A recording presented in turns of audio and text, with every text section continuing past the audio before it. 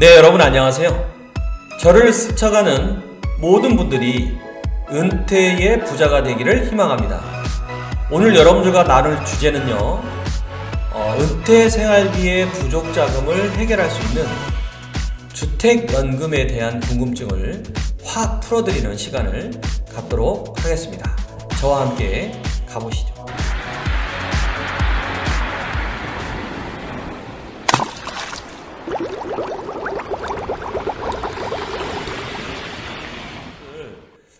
보시다시피 신문지상에 주택연금과 관련된 기사들이 굉장히 많이 떠 있습니다.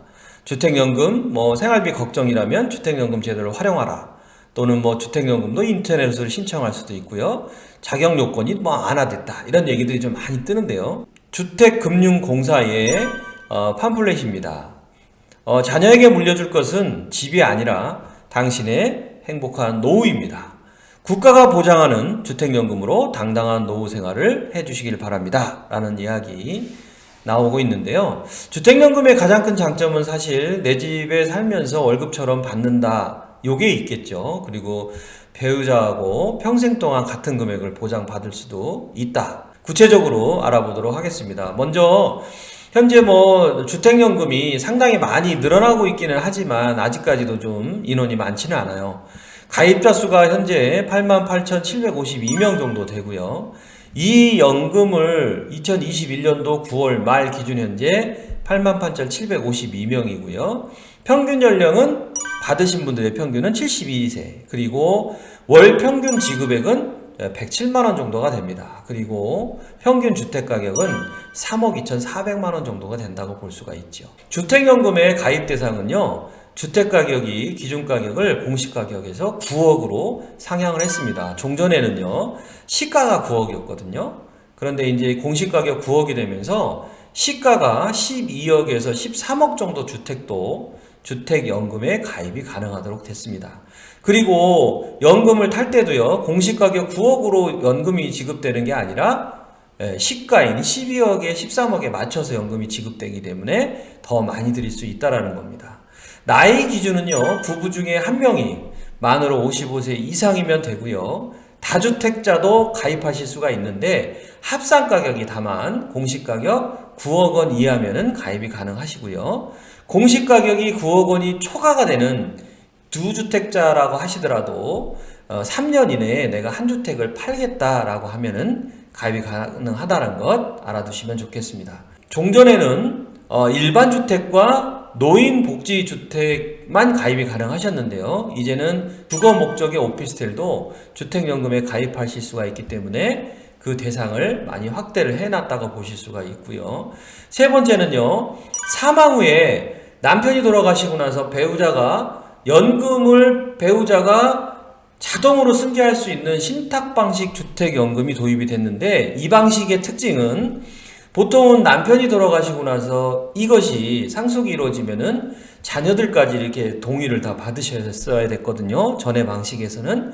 그런데 신탁방식 주택연금을 가입하게 되면요, 가입자가 사망한 경우에 배우자한테 연금이 자동으로 승계되기 때문에 자녀들의 동의가 필요 없어도 된다. 그래서 매우 유리하게 된 거겠죠. 네 번째는요, 주택연금이 압류가 될 수도 있잖아요. 그래서 내가 채무가 많아서 그럴 때는 전용계좌를 쓰시면 됩니다. 그래서 이 전용계좌를 쓰게 됐을 경우에는요, 최저생계비, 나라에서 정한 이 최저생계비가 185만 원이거든요.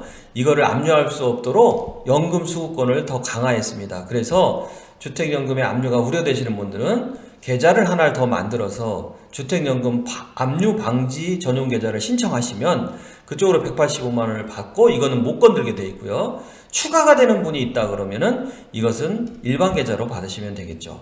자, 그럼 지금부터는 주택연금과 관련돼서 가장 궁금해 하시는 게 뭔지를 몇 가지 좀 뽑아서 말씀을 드리겠는데요.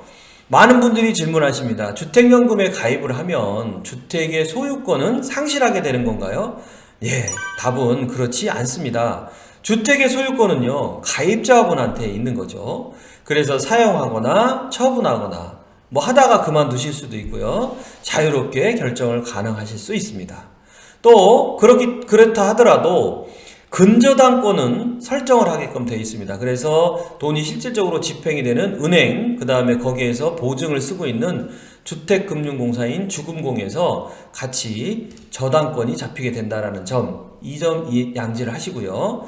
두 번째, 주택연금을 가입한 다음에 주택가격이 확 오르면 손해가 아닌가요? 가입 시에 확정된 주택연금은 불변합니다. 그래서 정액형으로 쭉 나오게 되는데요. 만약에 주택가격이 5억이었는데 8억으로 상승을 했다. 그러면은 그로 인한 상당액, 올라간 3억 부분에 대해서는요, 향후에 돌아가시는 시점에서 자녀한테 다 상속이 됩니다. 그래서 절대로 손해나는 일은 없다라는 겁니다. 그런데 지금 말씀을 드리는 경우는 이제 바꿔서 상황이 되는 경우겠죠. 내가 받았던 총 연금 수령액이 8억이었는데 이게 집값이 이제 5억일 때 시작을 했었는데 이제 3억이나 연금 받은 게 초과가 됐잖아요. 이러면 어떻게 되나요? 이것은 총 연금 수령액이 집값을 초과한다 하더라도 가입자분과 배우자분이 모두 돌아가실 때까지는 가입 시에 처음에 결정된 금액은 변함없이 종신 지급을 하면서 나라에서는 부족분을 더 달라고 하지 않는다라는 것이 이 장수 시대에는 굉장히 이루어질 수도 있는 이런 부분이 되겠습니다. 자, 여러분 주택연금 가입 시에 이자와 수수료에 대해서도 궁금해하시죠? 자, 첫 번째는요, 대출 금리라는 게 있습니다. 이것도 어차피 대출의 형태이기 때문에 둘 중에 하나를 택이라고 할 수가 있는데요. CD 금리 플러스 1.1% 또는 코픽스 금리 플러스 0.5 이 두 개 중에 하나를 선택을 하셔야 되고요. 그 다음에 가입할 때 최초로 보증료를 내셔야 되는데 주택가격의 1.5% 정도를 내셔야 됩니다. 연금 보증료라고 해서 내가 연금 지급 총액의 0.75% 정도는 보증 지급 연금 지급 총액에서 이거를 뗀다.